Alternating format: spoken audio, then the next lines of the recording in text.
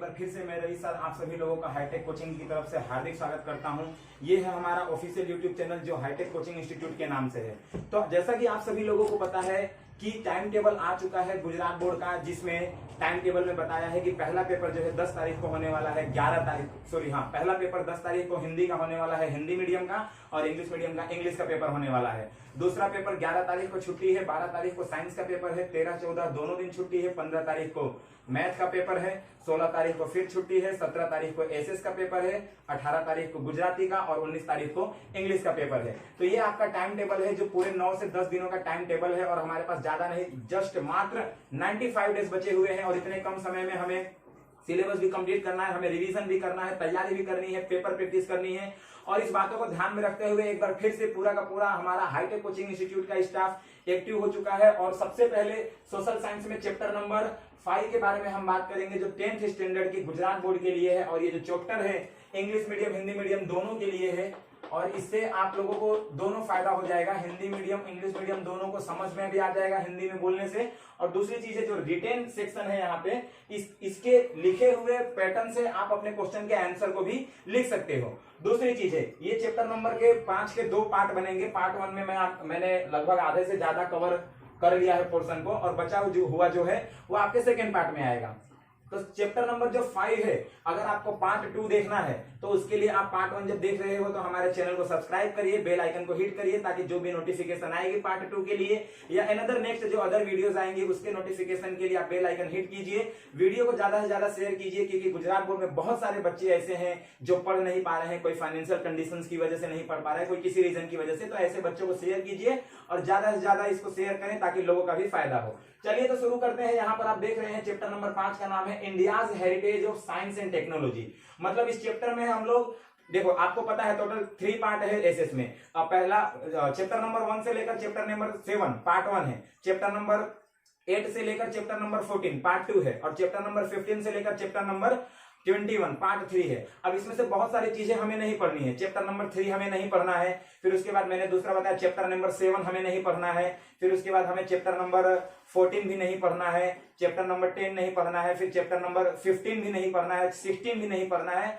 और chapter number 21 भी नहीं पढ़ना है। बाकी सब हमें पढ़ने हैं। तो उसमें से एक चैप्टर हमने लिया है, पार्ट 1 में मैं बात कर रहा हूं, नाम है India's heritage of science and technology. इसका मतलब यह हुआ कि भारत में विज्ञान और टेक्नोलॉजी के क्या इतिहास था, और वो विरासत जो हमें मिली है वो कैसे मिली है, किन किन लोगों का योगदान है, और साइंस के टेक्नोलॉजी के फील्ड में और क्या क्या चीजों को समावेश किया गया है। जैसे आप यहाँ पर देखेंगे कि एंशिएंट इंडिया में साइंस के बहुत सारे ऐसे फील्ड थे जिस फील्ड को आज के समय में बहुत ज्यादा तवज्जो दिया जा रहा है। फर्स्ट ऑफ ऑल यहाँ पे देखो मेटलर्जी है। मेटलर्जी का मतलब होता है धातु से संबंधित या मेटल से संबंधित जो भी वर्क किए जाते हैं साइंस के फील्ड में, वो मेटलर्जी होता है। दूसरा है केमिस्ट्री।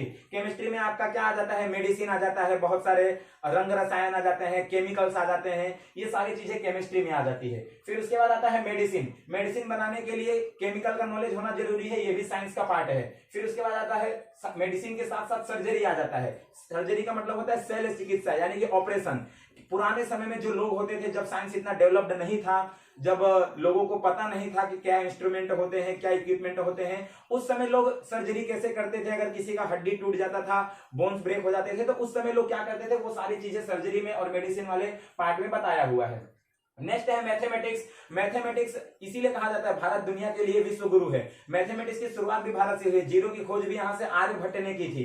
तो जीरो का डिस्कवर आर्यभट्ट ने किया था। जीरो की वैल्यू कुछ नहीं हो, लेकिन जिसके साथ लगता है उसका वैल्यू बढ़ा देता है। ऐसी चीज होने के वजह से मैथमेटिक्स जो है एंशिएंट इंडिया से चला आ रहा है, और आज इसका बहुत वैल्यू है। इसके बाद एस्ट्रोनॉमी है, एस्ट्रोलॉजी है, वास्तुशास्त्र है। आपको पता होगा खगोल से संबंधित जो ग्रह होते हैं, नक्षत्र होते हैं, स्टार्स होते हैं, है ना। फिर उसके बाद लूनार एक्लाइप्स होता है, फिर सोलर एक्लाइप्स होता है, सौर ग्रह, फिर उसके बाद चंद्र ग्रह, ये सारी चीजें हमको ये वाले पार्ट में देखने को मिलेगी, एस्ट्रोनॉमी और एस्ट्रोलॉजी वाले पार्ट में। खैर एस्ट्रोलॉजी वाला तो भविष्यवाणी जो करते हैं, जो बताते हैं हस्तरेखा देखकर, वो सारी चीजें होती है।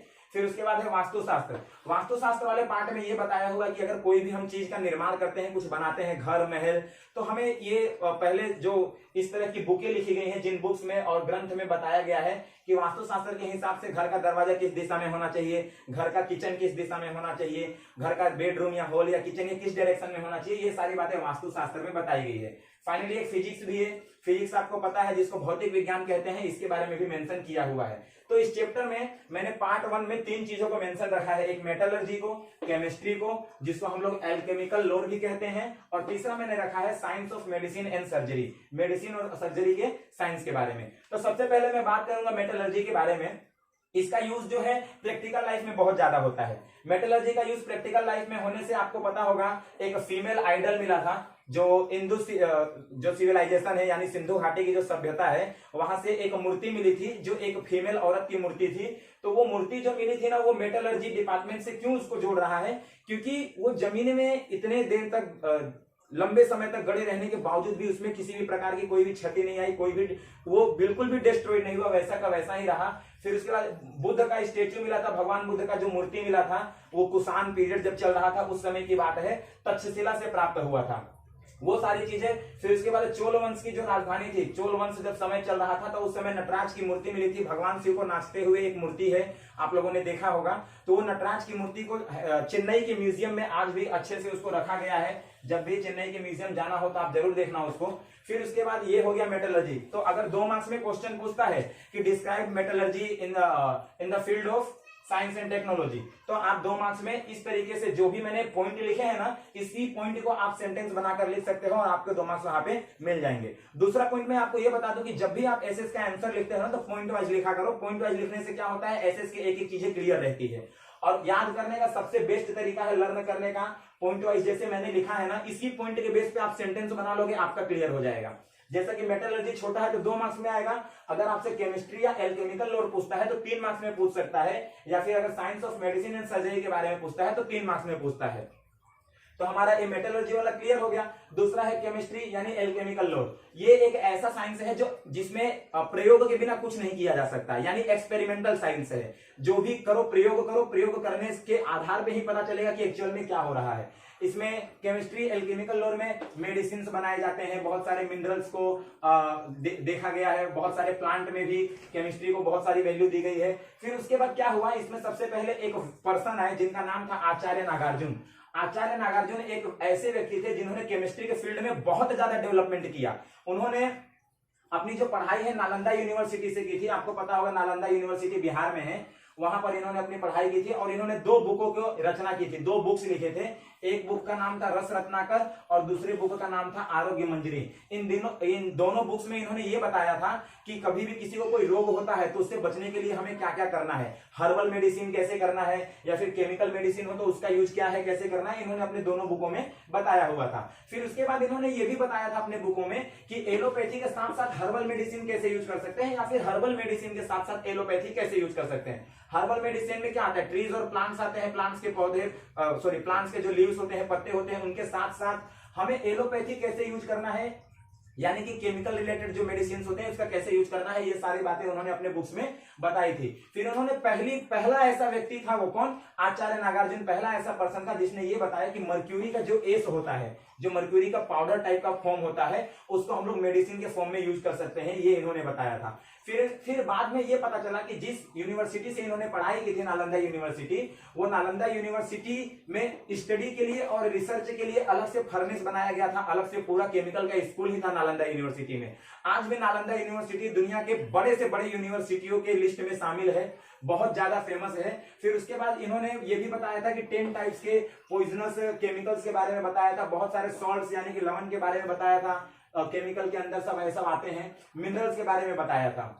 फिर उसके बाद हमें यह पता चला कि भगवान गौतम बुद्ध जो थे उनकी कॉपर की स्टेच्यू जो मिला था, कॉपर का स्टेच्यू मिला था, वो मिला था अपने को सुल्तानगंज में। सुल्तानगंज भागलपुर में आया हुआ है और भागलपुर बिहार का एक शहर है। तो बिहार के भागलपुर शहर के सुल्तानगंज एरिया में भगवान बुद्ध की कॉपर की स्टेच्यू मिली थी, जिसकी हाइट थी 7.5 फीट, यानी 7.5 फुट उसकी हाइट थी और उसका वजन था 1 टन। ठीक है। फिर एक दूसरा स्टेच्यू मिला नालंदा में जो बिहार में आया हुआ है, उस स्टेच्यू की हाइट थी 18 फीट। उसके बाद विजय स्तंभ जो दिल्ली में है 24 फीट का, इसकी जो हाइट है वो 24 फीट है और इसका जो वेट था 7 टन था। तो ये सारी जो भी हमको स्टेच्यू मिली, कॉपर की स्टेच्यू भगवान बुद्ध की, फिर उसके बाद हमको मिला नालंदा में 18 फीट का स्टेच्यू मिला, फिर विजय स्तंभ मिला हमको 24 फीट का। इतने बड़े बड़े और इतने वजनदार स्टेच्यू जो हमको मिले, वो जो, अच्छा एक चीज और छूट गया, जो विजय स्तंभ है ना, ये चंद्रगुप्त मौर्य के 2 वाले यानी चंद्रगुप्त मौर्य 2 ने ये बनवाया था। और आज भी इतने दिन हो गए एंशिएंट टाइम से वो हमको मिला था, ये जितने भी स्टेच्यू हैं आज भी कोरोडेड नहीं है। आखिर इसके पीछे का साइंस क्या है, इसके पीछे का रीजन क्या है, वो सारी चीजों से ये पता चलता है कि भारत का जो ancient science and technology heritage है वो बहुत ही ज्यादा डेवलप्ड है और बहुत ही मतलब आप ऐसा समझो कि इसका बेस्ट एग्जांपल अगर देखा जाए केमिस्ट्री के लिए या एल्केमिकल लोड के लिए, तो सबसे बेस्ट एग्जांपल यही है कि इतने एंशिएंट आइडल होने के बाद भी, इतने एंशिएंट स्टेच्यू होने के बाद भी आज तक ये कोरोडेड नहीं हुए। जरूर इसके पीछे कहीं ना कहीं केमिकल है, केमिकल रीजन है, केमिकल लोचा समझ लो जो समझना है, ठीक है ना। इस तरीके से केमिस्ट्री वाला पार्ट क्लियर हो गया। अब आपको कोई 3 मार्क्स में क्वेश्चन पूछता है तो जिस पॉइंट को मैंने लिखा है इसी पॉइंट को आपको सेंटेंस बनाकर समझा देना है और आप आराम से इतने पॉइंट में एक पेज का आंसर लिख सकते हैं। सेटिस्फैक्टरी आंसर हो सकता है ये। ओके, अच्छा, हिंदी में बोलने का रीजन ये है और लिखा हुआ इंग्लिश में है ताकि हिंदी मीडियम और इंग्लिश मीडियम दोनों को काम आ जाए। इसके बाद तीसरा हम लोग पढ़ने जा रहे हैं science of medicine and surgery. ये तीसरा पार्ट है जिसमें हम लोग मेडिसिन और सर्जरी के बारे में समझेंगे, यानी टोटल रिलेटेड विद हेल्थ, कि किसी व्यक्ति का अगर हेल्थ खराब होता है तो उसके लिए क्या करना है, कौन से मेडिसिन यूज करने हैं, अगर किसी का हड्डी टूट जाता है बोन्स, उसको ज्वाइन करने के लिए सर्जरी कैसे होगा, कौन कौन से सर्जरी में हमारे यहाँ के जो एंशिएंट लोग थे, एंशिएंट पीपल थे, वो कैसे स्किलफुल होते थे, अपने आप को कैसे स्किलफुल बनाते थे। चलो शुरू करते हैं मेडिसिन और सर्जरी के साइंस के बारे में। तो मैं इसमें बताऊं मेडिसिन और ये सर्जरी के साइंस में 3 लोगों का बहुत ज्यादा योगदान रहा। जो फर्स्ट है महर्षि चरक, सेकंड है महर्षि सुश्रुत और तीसरा है वाघभट्ट। ये तीनों पर्सन ऐसे थे जिन्होंने अपनी अपनी एक किताबें लिख रखी थी, अपना अपना एक बुक लिख रखा था और उस बुक में अपने तरीके से कुछ ना कुछ बताया हुआ था। महर्षि चरक ने जो बुक लिखी थी उस बुक का नाम था चरक संहिता, जिसमें इन्होंने 200 से ज्यादा मेडिसिन हब्स के बारे में बताया था। 2000 से भी ज्यादा मेडिसिन हब्स के बारे में बताया था। ये चरक संहिता किसने लिखी थी? महर्षि चरक ने। फिर उसके बाद सुश्रुत आए, महर्षि सुश्रुत ने सुश्रुत संहिता लिखी थी। उन्होंने अपने बुक में बताया था इंस्ट्रूमेंट ऑफ सर्जरी, सर्जरी करने के लिए कौन कौन से इंस्ट्रूमेंट की जरूरत है। और जब इन्होंने अपने बुक में उन इंस्ट्रूमेंट्स के बारे में बताया था तो इन्होंने ये भी बोला था कि वो इंस्ट्रूमेंट इतने शार्प होते थे कि अपने सिर के हेयर को वर्टिकल खड़ा करके 2 भागों में काटा जा सकता था, इतने शार्प होते थे, उन्होंने अपने बताया था। फिर तीसरे थे पर्सन जो वाघभट्ट थे, इन्होंने जो बुक लिखी थी उस बुक का नाम था वाघभट्ट संहिता। तो वाघभट्ट संहिता में बहुत सारी चीजें बताई गई थी, दूसरे मेडिसिन और क्या बोलते हैं सर्जरी रिलेटेड दूसरी बातें बताई गई थी।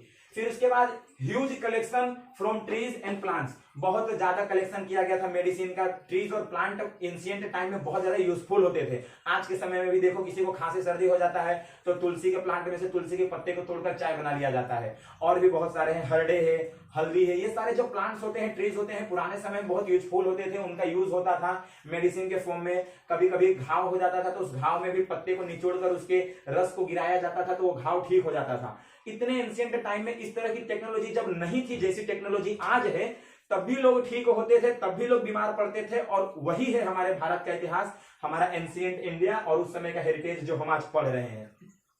कुछ लोग पूछता है कि हमें हिस्ट्री क्यों पढ़ाया जाता है। हमें हिस्ट्री पढ़ाया ही इसलिए जाता है ताकि हमें पता चले कि किसी चीज की शुरुआत कैसे हुई थी और उस समय जो गलती की गई थी वो गलती ना हो, और दूसरी चीज जो कमियां रह गई थी उस कमियों को सुधार के कुछ नया डेवलपमेंट किया जा सके, इसीलिए हिस्ट्री पढ़ना जरूरी है। ठीक है ना। उसके बाद क्या बताया गया, कैसे मेडिसिन हमको बनाना है, उस मेडिसिन का क्लासिफिकेशन कैसे करना है, किसी भी मेडिसिन का यूज कैसे करना है, ये सारी बातें भी जो है इसके अंदर बताई गई मेडिसिन और सर्जरी वाले साइंस में। फिर अगर हमारा किसी बाउल शेप बैंडेज में अगर ब्लड सर्कुलेशन हो रहा है, जैसे मान लो घुटना टूट गया हो, घुटने में जो प्लेट होती है यहाँ पे वो टूट गया हो या कोहनी में टूट गया हो, तो ऐसी जगहों पर जब ब्लड सर्कुलेशन होने लगता है या ब्लड जो है ब्लीडिंग करने लगता है तो उसको भी रोकने के लिए ये इतना स्किलफुल होते थे उस समय के लोग कि ऐसे चीजों की, ऐसी जगहों पर भी जब ब्लड सर्कुलेट होता था या ब्लीडिंग होता था तो उसको रोक सकते थे, इतना ज्यादा स्किल होता था उनके अंदर।